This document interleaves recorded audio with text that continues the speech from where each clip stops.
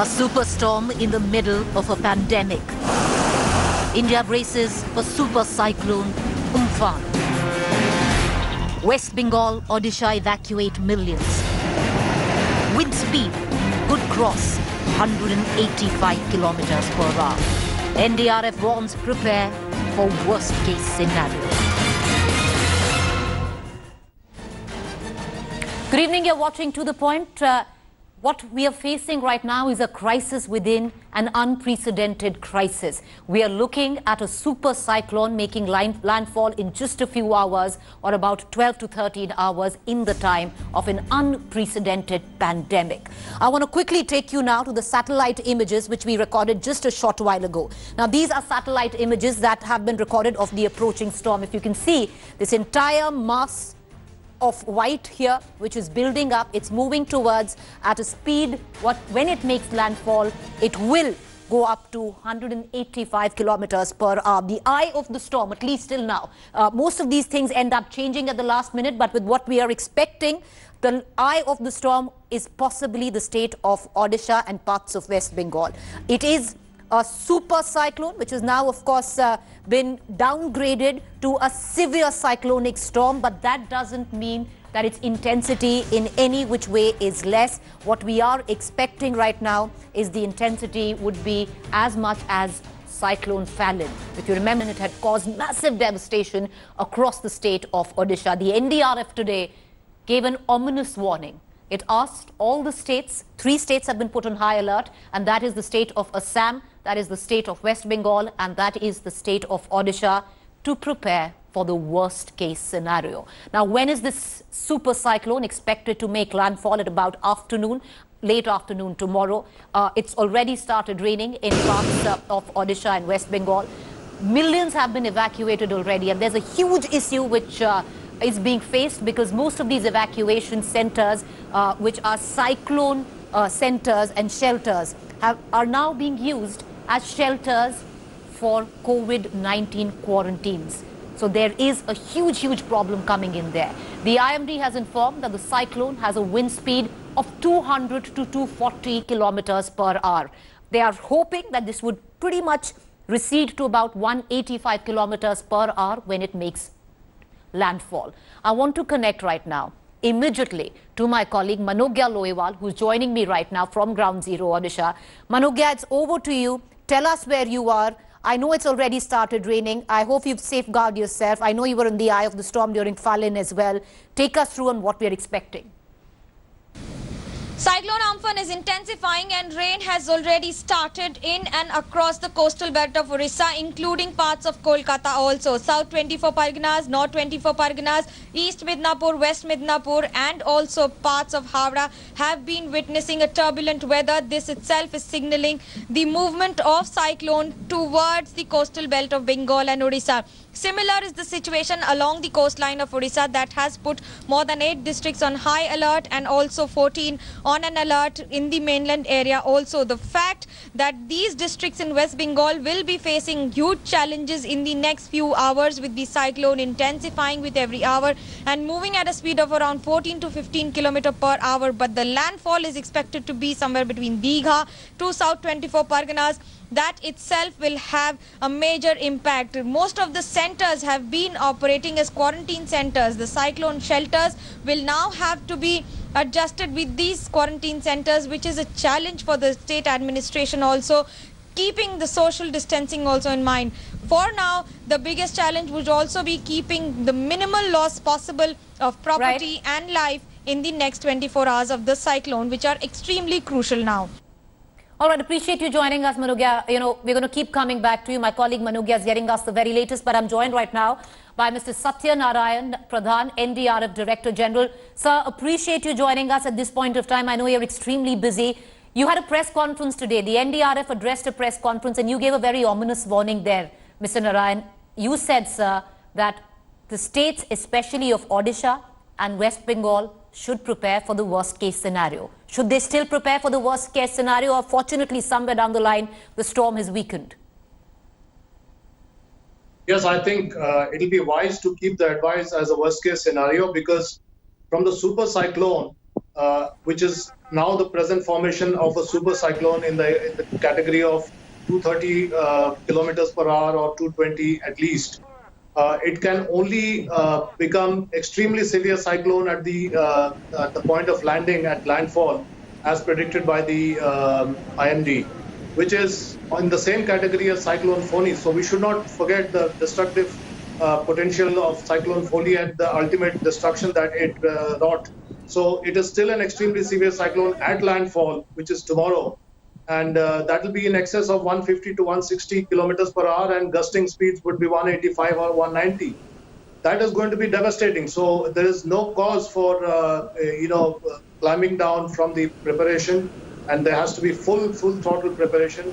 If in some, by fortuitous circumstances, it becomes less, which it can happen with nature, only then you would realize. But that will be that. For that, we don't have that liberty. So we have to prepare for the worst, because we cannot predict even in the morning what will be the shape of the wind speed. So we have to wait for that, and that will be too late. So we have to be prepared for the worst. Sir, you said prepare for the worst. We don't want to sound alarmist at all at this point of time.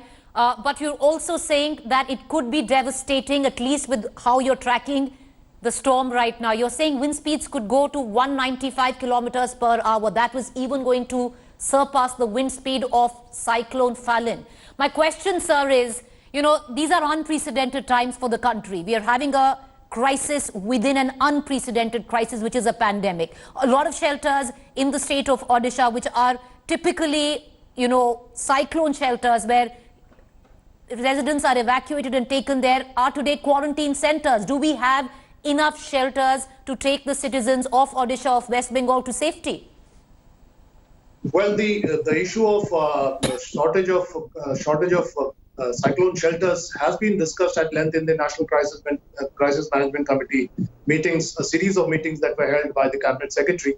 And this was decided and acknowledged that some of the cyclone shelters are being used as quarantine points and COVID-19 patient shelters, or even for people who are suspect.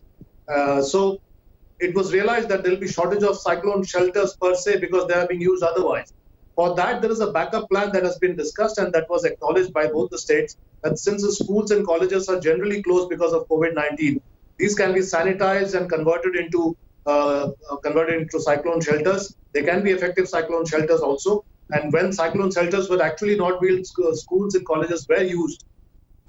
All right, appreciate you joining us, sir, and good luck. Let's just hope we tide over this. Let's just hope this superstorm loses intensity. But everyone must prepare for the worst. That is what the NDRF chief has just told us. Thank you, sir, for joining us. I want to shift focus right now while we're going to continue tracking the storm. We're keeping a very keen eye. My colleague Manogya pretty much reporting from the eye of the storm in West Bengal. We'll get you the latest there. Just shifting focus to the big political news today.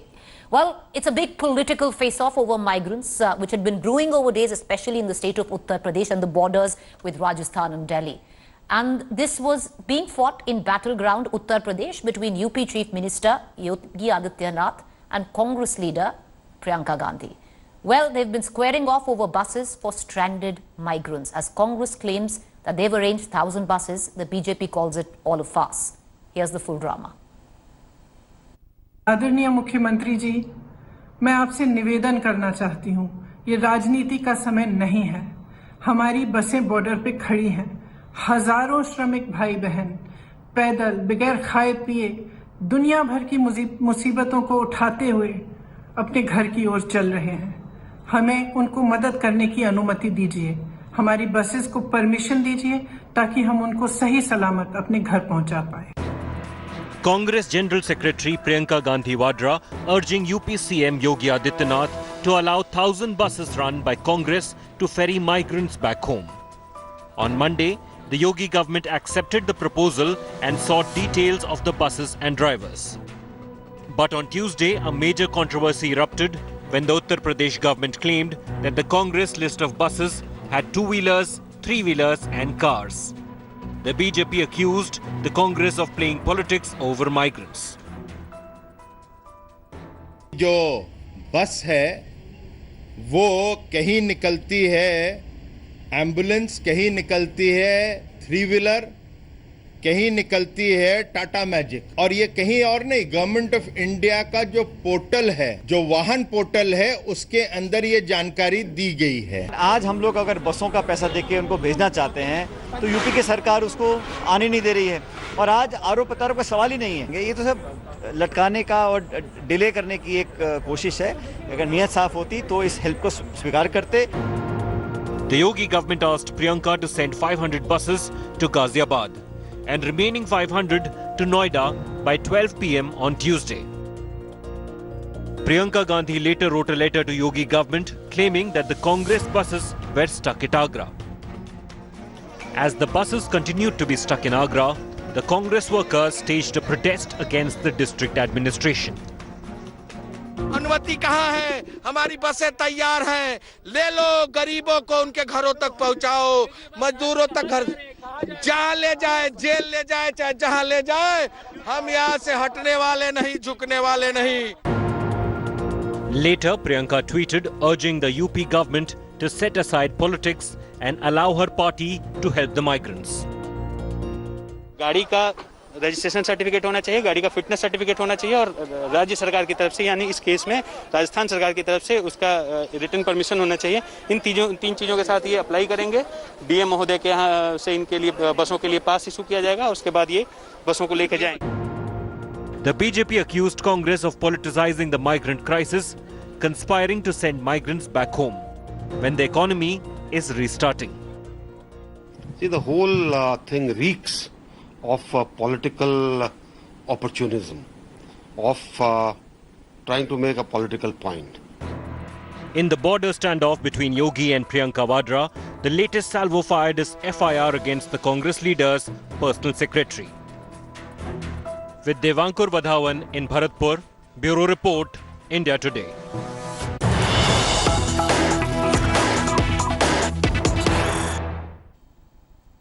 India Today has now accessed the FIR copy that has been filed against Priyanka Gandhi's personal secretary Sandeep Singh and UPCC chief Ajay Kumar Lalu for fraud.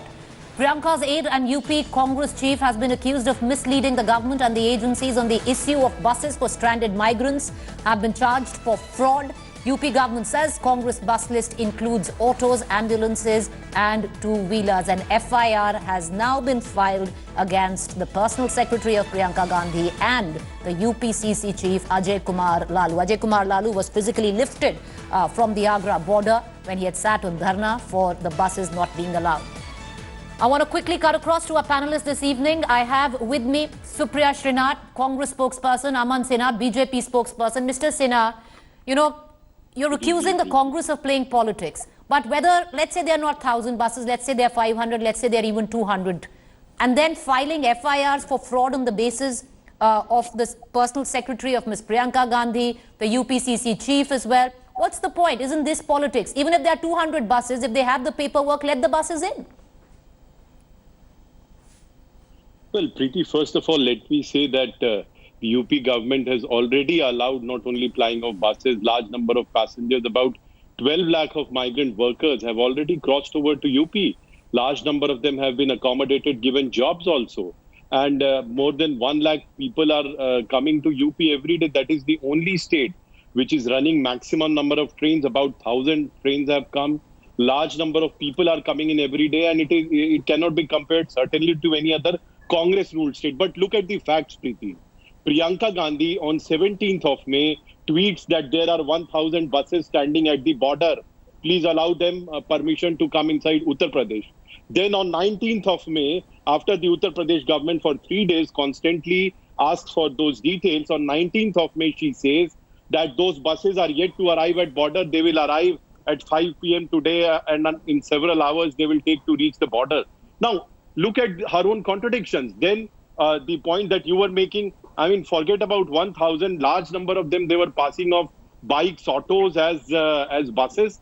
Not only that, Preeti, if buses are not even fit to ply, they are not fit to run on road. Okay. And if it causes some accident, like an accident which happened with migrant workers, Preeti, you would recall that particular truck was coming from Rajasthan, which met with an unfortunate accident.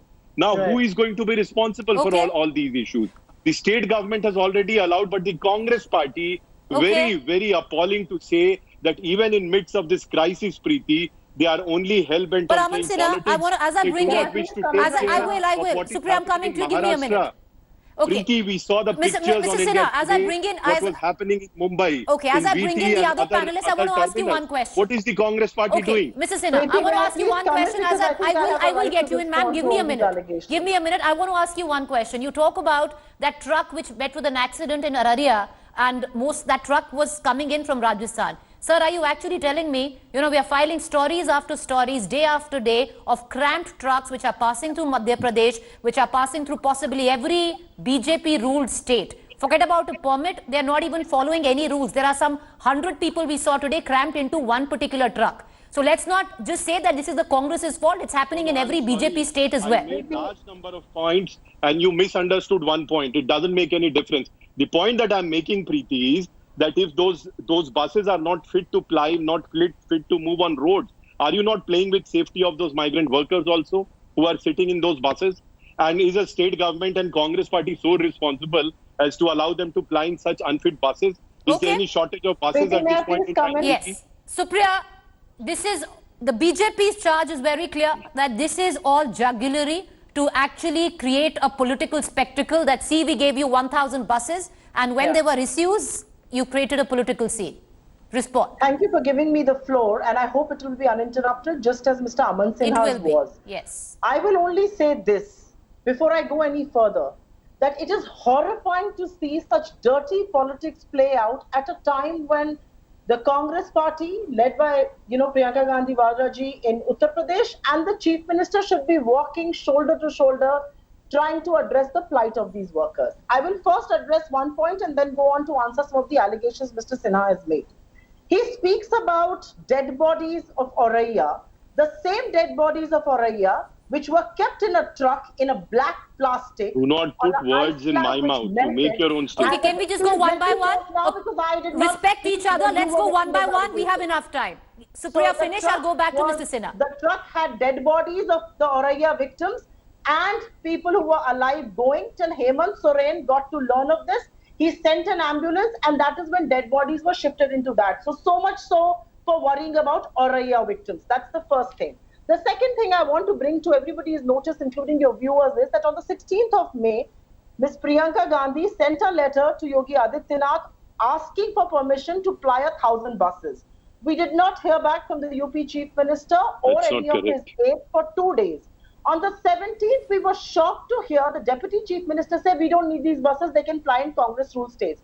We were equally shocked to hear Yogi Adityanath make a statement on television saying he has asked for details, because no details were sought. The details were only sought on the 18th of May. We gave the details. We were asked to send the buses to Lucknow. When we started doing that, this morning at 11:05, we were told, okay, don't send the buses there, send the buses to Ghaziabad. I do not see. Mr. Sinha, I'm going to come to you. Let her finish and you can make your point. When I am talking, because then I will constantly talk. So please, I do not need your preaching. Who are you to say? Okay, everyone. Okay, can we not get into... It is too much. Mr. Sinha, make your point and I will go back for a rebuttal. Mr. Sinha, let's not interrupt. I promise you uninterrupted time. Okay, 1 second. Can we all calm down? Okay, can we just let Ms. Can we let Ms. Srinath talk and I'm going to go back to Mr. Sinha, if Mr. Sinha and his can keep their hands on their heart and tell me that the UP crisis of migrants... All right, okay. Supriya, I want to come back to you. Let's not talk over each other. Finish making the point. The fact is, the charge is that you said 1,000 buses to politicize this. Out of 1,000. 1 second, Supriya, let's not get personal. All right, let me ask you a question. You said 1,000 buses. Out of the 1,000, they've said you've had many two-wheelers, you had autos, you have had taxis.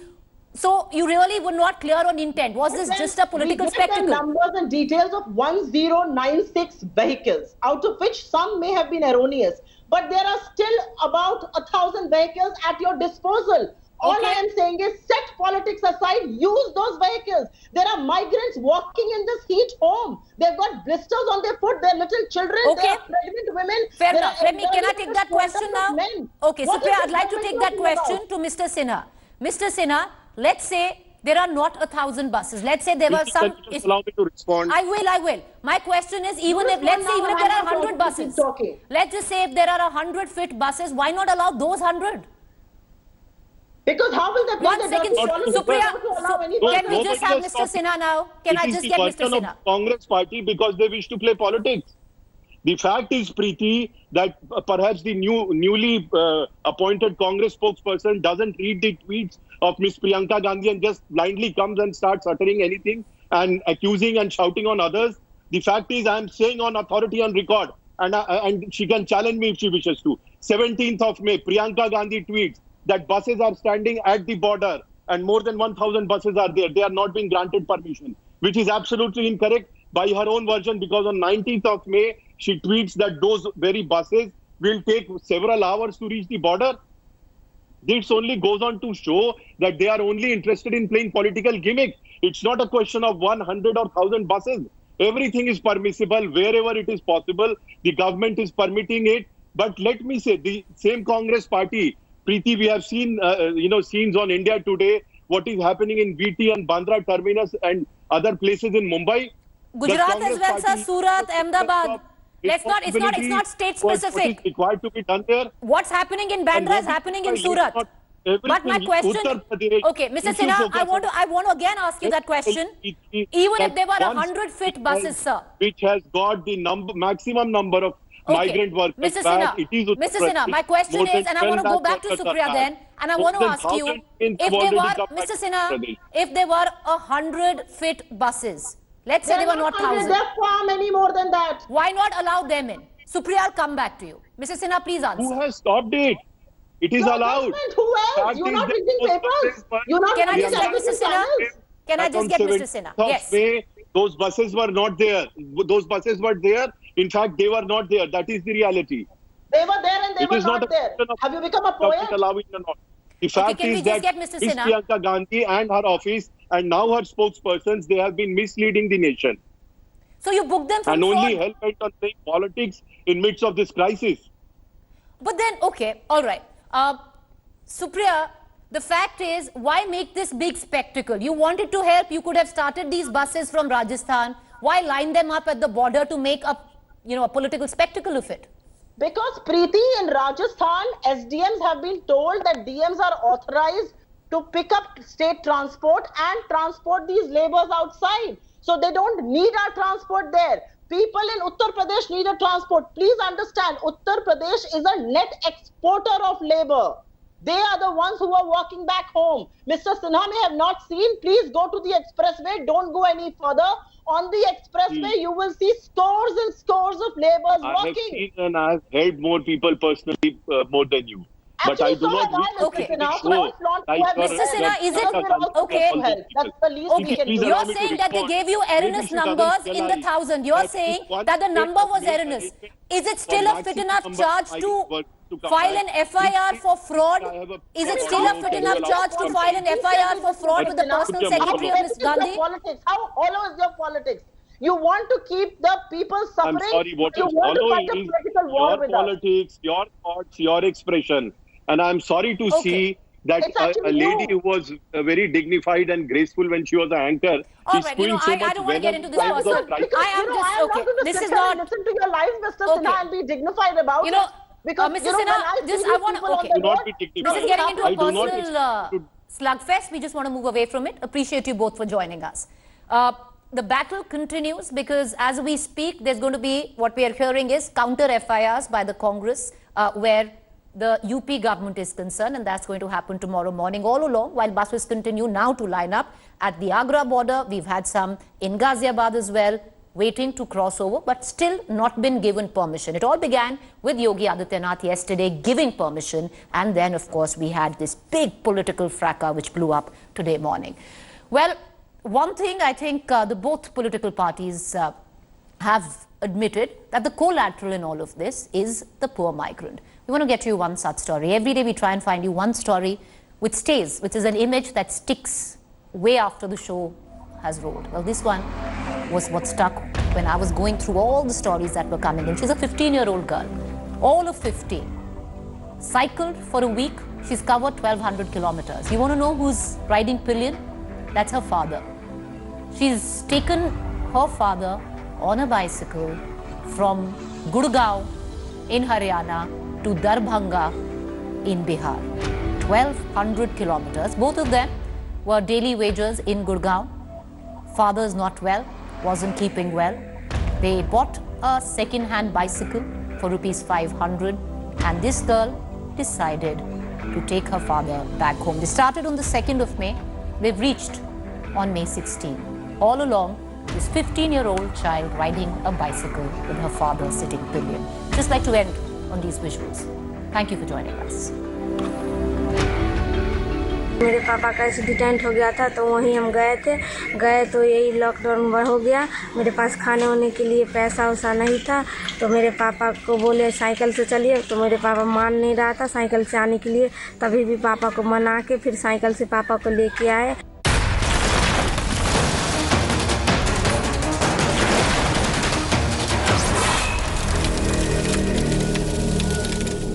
Hi everyone, Preeti Chaudhary here. Hope you like this video. For latest news and analysis, like and subscribe to the India Today YouTube channel. And don't forget to press the bell icon to stay updated. Thank you for watching.